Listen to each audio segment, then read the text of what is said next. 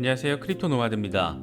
비트코인이 42,000달러 간접 저항을 일시적으로 시원하게 뚫어내면서 45,000달러까지 랠리를 이어갈 수도 있지 않을까, 그런 기대감이 조금은 더 커지는 것 같습니다. 비트코인은 42,000달러를 뚫어내는 모습을 보이면서 분명한 반등세를 선보였습니다. 일단 4만 달러 위에서 종가 마감을 했다는 점에서 긍정적이고, 황소 세력의 지속적인 움직임이 이어지고 있기 때문에 연준의 금리 인상 이후 보여졌던 반등세가 조금 더 힘을 받아 추가 랠리로 이어지게 될 수도 있지 않을까, 그런 기대가 나오는 부분입니다. 이 같은 기대감은 비트코인과 관련된 의미 있는 전망들이 이어지고 있다 보니까 조금 더 자극받게 되는 것 같습니다. 가격 상승 호재로 해석할 수 있는 온체인 데이터들도 잇따라서 포착되고 있고, 최근 지속됐던 횡보, 그러니까 박스권 장세가 조만간 끝날 수도 있다라는 전망도 나왔습니다. 벌써 1분기가 마무리되는 시점이라는 걸 생각해보면 이제 강세장 분위기를 맞이할 때가 되긴 하지 않았나, 이런 생각이 들기도 합니다.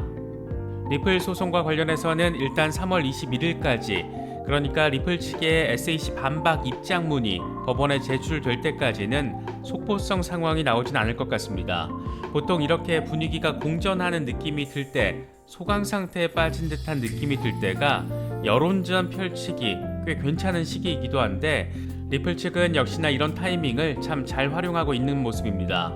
지금까지 잊을만 하면 한 번씩 뼈 때리는 한마디로 SEC를 거의 병신 취급해왔던 리플의 법률 고문이 이번에는 미디어 기고문을 통해서 미국의 암호화폐 산업의 방향성에 대해서 진단을 했는데, 간만 보면 SEC를 돌려가게 하면서 제일 큰 문제는 SEC다, 이런 부분을 강조하고 있습니다. 역시 사이다 발언의 대명사답습니다. 미국에서는 여전히 소송 이슈에 불필요한 에너지를 뺏기고 있지만 미국 밖에서의 리플은 상당한 위상을 입증받고 있습니다. 이번에는 중동 기반의 핀테크 연구소가 리플을 아랍권 중앙은행 CBDC 도입 검토의 대표적인 사례로 꼽았습니다. 이거 얼핏 보면 단순 CBDC 논의 과정에서 리플이 거론된 것 정도, 이 정도로 바라볼 수도 있겠지만 최근 화폐 패권 경쟁의 관점에서 바라보면 꽤나 큰 의미 해석이 가능한 지점이 아닐까 싶습니다. 지금까지의 상황을 돌이켜보면 암호화폐 시장은 이러다 죽는 거 아니냐, 이럴 때 꼭 의미 있는 반등세를 이루면서 기분 좋은 뒤통수를 날려주곤 했습니다. 이제 조정을 받은 만큼 받았다고 해도 이상한 상황이 아니니까 조금씩 분위기 전환의 계기가 마련될 수 있기를 기대해봅니다. 본격적인 시작에 앞서서 좋아요와 구독, 또 알림 설정을 꼭 부탁드리겠습니다. 영상 제작에 아주 큰 도움 된다는 말씀 함께 드립니다. 그럼 시작하겠습니다. 먼저 비트코인 상황입니다. 비트코인은 일단 흐름 자체는 좋은 모습을 내보이고 있습니다. 4만 달러 지지를 잘 지켜낼까 말까한 모습을 보이더니 그래도 곧장 4만 1,000달러를 뚫어냈고, 지금은 4만 2,000달러 일시 돌파까지 성공해내면서 지지 테스트를 트라이하고 있는 모습을 보이고 있습니다. 현재 비트코인의 흐름과 관련해서 코인데스크는 최근 4개월 동안 지속됐던 비트코인의 하락세가 거의 끝날 수 있다, 아예 이렇게 대놓고 기대감을 내보였습니다. 코인데스크는 비트코인은 지난 2주 동안 37,000달러에서 지지를 받은 뒤에 계속 활성화된 모습을 유지하고 있다. 지난주에 7% 상승을 했고 43,000달러에서 46,000달러 저항 영역에 대한 추가 상승을 바라볼 수 있다라고 진단했습니다. 그러면서 단기 모멘텀 신호는 특히 3월 7일 하방 신호가 나타난 이후에 올라오기 시작했다. 또 일간 RSI도 과매도 수준 이상을 상회하고 있어서 4개월 동안의 가격 하락세가 막바지에 다다랐다, 이렇게 분석을 했습니다. 나름 보수적인 전망을 하는 경우가 많았었는데 대놓고 하락세 막바지, 이렇게 표현한 것을 보면 이제 한 번 더 분위기 반전이 조만간 찾아오지 않을까 기대되는 부분입니다. 코인텔레그래프의 기고가 라케시 우페드히에도 45,000달러까지의 랠리 가능성을 제시했습니다.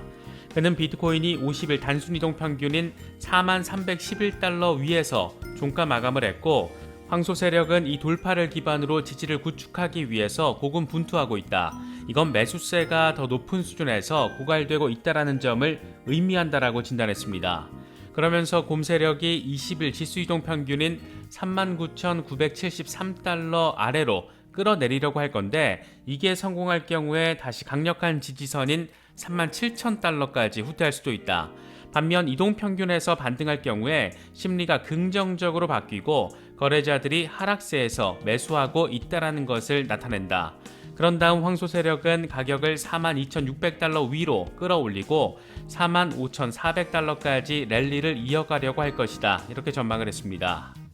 의미 있는 온체인 시그널들도 포착되고 있습니다. 비트코인 비유동성 공급량 지표를 개발한 암호화폐 분석가 윌 클레멘트는 비트코인 비유동성 공급량이 급증하고 있다. 이건 공급 쇼크로 이어지면서 비트코인 가격 상승에 호재로 작용할 수 있다. 이렇게 분석을 했습니다. 그는 비유동성 공급량이 급증하면서 비유동성 공급 쇼크 비율이 수직 상승하고 있다. 이건 외부 이체 이력이 거의 없거나 전혀 없는 지갑으로 비트코인이 계속 흡수되고 있다는 것을 의미한다라고 진단했습니다. 거래소 밖에서 홀딩된 상태로 움직임이 없는 비트코인 물량이 꽤 급격히 증가하고 있다는 건데 과연 의미 있는 상승 트리거가 될 수 있을지 주목되는 부분입니다. 센티멘트 역시 비슷한 의미의 온체인 데이터를 공개했는데 거래소의 비트코인 보유량이 2018년 12월 이후에 최저치를 기록했다라는 내용입니다. 센티멘트는 거래소 보유 비트코인 물량이 지속적으로 감소 추세를 나타내고 있다. 3월 17일 기준 거래소 비트코인 보유량은 2018년 12월 이후 최저 수준으로 떨어졌다라고 설명했습니다. 3월 17일 기준 비트코인 유통량 가운데 거래소 보유량 비중은 1.6%를 기록했습니다. 암호화폐 트레이딩 툴 기업인 디센트레이더의 경우에는 조만간 큰 움직임이 생길 거라는 전망을 제시했습니다. 디센트레이더는 아직 방향성을 판단하긴 이르지만 최근 지속된 비트코인의 횡보가 곧 끝날 것으로 전망된다. 이르면 다음 주쯤 더 큰 움직임이 시작될 것이다. 이렇게 진단을 하면서 변동성이 커질 수 있다는 점을 예상했습니다. 그러면서 단기적으로 미국 연준의 금리 인상, 테이퍼링 계획, 러시아, 우크라이나 전쟁 이런 것들이 시장에 영향을 미칠 만한 요소들 아직 존재한다. 방향성 판단은 아직 이르지만 곧 뚜렷한 방향성이 나타날 것이다. 이렇게 설명을 했습니다. 블룸버그 인텔리전스의 시니어 전략가 마이크 맥클론의 경우에는 비트코인이 금과 주식 시장을 뛰어넘을 것이라면서 비트코인 지지자다운 전망을 제시했습니다. 그는 글로벌 인플레이션과 러시아의 우크라이나 침공 등의 영향으로 올해 비트코인 시장은 한층 더 성숙해졌다. 미국 연준이 금리 인상 사이클에 들어서면서 비트코인이 금과 주식 시장을 넘어설 것이라고 전망했습니다. 암호화폐 업계의 거물 가운데 한 명인 갤럭시 디지털의 마이크 노보그라치 역시 인플레이션과 비트코인의 관계에 대해서 비슷한 분석을 제시했습니다. 그는 CNBC와의 인터뷰에서 전 세계적인 인플레이션 환경은 비트코인의 보급화를 촉진시킬 것이다. 비트코인은 중앙 집중형 구조 정부의 나쁜 정책에 대한 해지 수단으로 홍보되어 왔다. 각국 경제가 흔들리는 한 비트코인의 보급은 점점 더 가속화될 것이라고 말했습니다. 그러면서 비트코인이 거래용 통화로 성공할 가능성은 낮지만 가치 저장 수단으로는 자리를 잡아가고 있다. 비트코인 커뮤니티 참여자 수를 어떤 국가 인구로 비유를 하자면 현재 비트코인은 전 세계에서 8번째로 많은 인구를 가진 국가다. 러시아 인구보다 많다. 정부에 대한 믿음을 잃은 사람들이 비트코인 커뮤니티로 모였고 이 같은 추세는 지속될 것이다. 이렇게 강조를 했습니다. 리플의 경우에는 3월 21일 리플 측의 입장문 제출이 이루어질 때까지 소송과 관련해서는 나름 소강 상태를 맞이하고 있는 모습 보이고 있습니다. 사실 이럴 때가 여론전 펼치기에 딱 좋은 타이밍이기도 한데 그동안 사이다 발언으로 잊을만 하면 한 번씩 XRP 홀더들 마음 달래줬던 리플의 법률 고문 스튜어드 알데로티가 이번에 다시 등판했습니다. 올해는 미국에서 크립토의 미래를 위한 결정적인 한 해가 될 것이다. 이 같은 제목으로 리얼 클리어 마켓스의 기고문을 실었습니다. 그는 2022년이 암호화폐 규제 해로 알려지면서 업계의 미래와 이에 대한 미국의 역할이 위기에 처해져 있다. 의회와 규제기관은 소비자와 시장을 보호하는 합리적인 규제 프레임워크에 대해서 업계와 협력할 것인가 아니면 업계가 규제기관의 모호성과 일관성 없는 시행과 싸워야 하는 것인가 이렇게 말문을 열면서 시작부터 대놓고 SEC 조직위에 나섰습니다. 그러면서 리플의 의미와 가치, 암호화폐 시장의 성장에 대해서 설명을 하더니 곧장 SEC를 정면 조준했습니다. 그는 SEC가 리플을 상대로 시작한 소송은 잘못된 소송이다. 리플에 대한 근거 없는 소송이 제기된 이후에 SEC는 질서 정연한 규칙을 만드는 대신 생각지 못한 우발적 소송을 벌이면서 디지털 자산 생태계를 방해하고 있다. 이렇게 직격탄을 날렸습니다. 리플 소송이 암호화폐 산업과 소비자에게 한 가지 교훈을 가져다 준 것이 있다면 그건 규제가 혁신가와 소비자에게 필요한 규제 명확성을 제공하지 않는다라는 점이다. 불행히도 SEC는 내부 SEC위원회 말처럼 전략적 모호성을 추구하는 걸 선호하는 것 같다. 업계는 규제 자유를 요구하는 게 아니다. 오히려 업계에서는 이 같은 기술을 중심으로 혁신과 성장을 촉진하기 위한 명확한 규칙을 요구하고 있다. SEC는 그들이 만드는 모호한 규칙에 따라서 승자와 패자를 선택하는 공평하지 않은 경쟁의 장을 만들었다. 이렇게 주장을 했습니다. 그는 특히 블록체인 기술은 미국 규제기관과의 협력 여부와 관계없이 발전하고 있고 정부가 따라가지 못하면 뒤처지는 것은 미국 대중이 될 것이다. 이런 불확실하고 환영받지 못하는 환경으로 인해서 인재와 기업이 미국을 떠나는 것을 보면 참 아쉽게 느껴진다. FTX와 크립토닷컴 등 주요 산업 플레이어는 미국 이외의 지역에 본사를 두고 있고 이 같은 상황은 암호화폐 인재 유출을 유발해서 미국의 리더십과 혁신적인 잠재력을 실질적으로 손상시키고 있다. 이렇게 강조했습니다.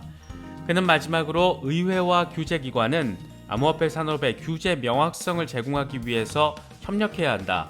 그렇지 않으면 2023년은 미국 이외의 국가에서 디지털 자산혁명을 주도하는 첫 해가 될 수도 있다. 이렇게 뼈 때리는 문장으로 기고문을 마무리했습니다. 그렇게 길지 않은 칼럼 하나에 지금 미국 암호화폐 산업의 규제 문제, 어떤 게 문제인지, 또 어떤 파급 효과가 날 수 있고 어떤 의미를 담고 있는지 이런 것들이 명확하게 잘 정리가 되어 있습니다. 특히 이번 소송이 만에 하나 리플 측에 불리한 방향으로 마무리가 될 경우 향후 리플 역시 다른 기업들과 마찬가지로 미국 밖에 본사를 둘 가능성이 전혀 없는 건 아니다. 이런 부분들도 뉘앙스적으로 느낄 수 있는 것 같습니다. 생각해 볼 거리들이 꽤 많은 부분이니까 곱씹어서 바라보시면 더 좋을 것 같습니다.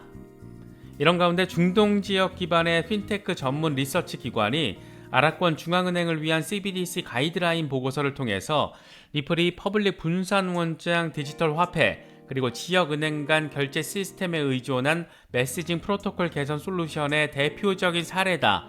이렇게 꼽아서 관심을 받았습니다. 함께 이름을 올리고 있는 이름들을 보면 스위프트, 또 클리어링하우스 이런 것들이 눈에 띄는데 클리어링하우스는 리플의 파트너이기도 하고 최근 웰스파고와 파트너십을 맺어서 주목받은 곳이기도 합니다. 미국 밖에서는 이렇게 의미 있는 대접을 받고 있는데 대체 미국 SEC 왜 저러는 걸까? 참 답답한 부분인 것 같습니다. 러시아 우크라이나 사태와 관련해서는 바이든 대통령과 시진핑 주석의 영상회담이 진행이 됐습니다.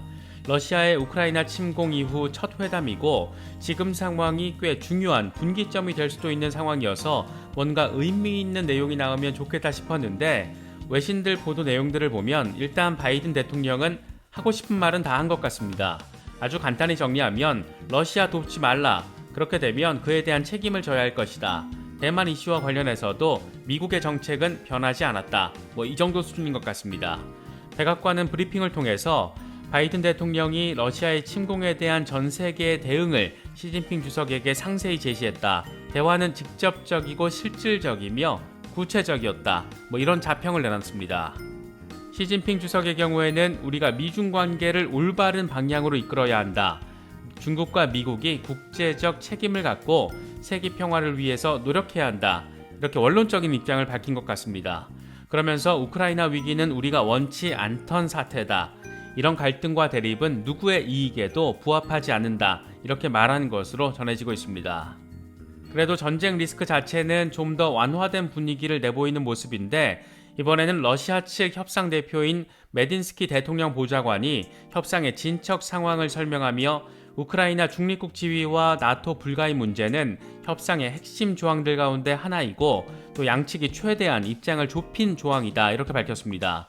그는 우크라이나가 나토를 포기하고 중립국 지위를 선택할 경우에 관련국들이 우크라이나의 추가적인 안전 보장을 제공하는 방안도 협상에서 논의되고 있다라고 설명했습니다. 이어서 우크라이나의 탈군사화, 탈나치화로 불리는 이슈에 대해서는 양측이 합의로 가는 중간 지점 정도에 있다라고 덧붙였습니다. 아마도 탈군사화에 대해서는 어느 정도 접점 모색이 가능하겠지만 탈나치화라고 표현된 부분은 사실 지금의 현 우크라이나 지도부 퇴출을 의미하는 것이어서 조율 자체가 쉽지 않은 부분이라고 바라볼 수 있습니다. 그래도 뭔가 긍정적인 뉘앙스를 러시아 측이 공개적으로 밝히고 있다는 점에서 러시아 역시 어서 지금의 상황을 마무리하고 싶어 한다는 점을 느낄 수 있는 그런 부분입니다. 여러 가지 소식들이 전해지고 있습니다. 복잡한 글로벌 정세 속에서 시장의 변화 속에서 이렇게 나름의 전략 세우시는데 조금이나마 도움이 될 수 있으면 좋겠습니다. 영상이 도움이 되셨다면 좋아요와 구독 또 알림 설정을 꼭 부탁드리겠습니다. 영상 제작에 아주 큰 도움 된다는 말씀 함께 드립니다. 언제나 성투하시기를 기원합니다. 시청해주셔서 감사합니다. 지금까지 크립토 노마디였습니다.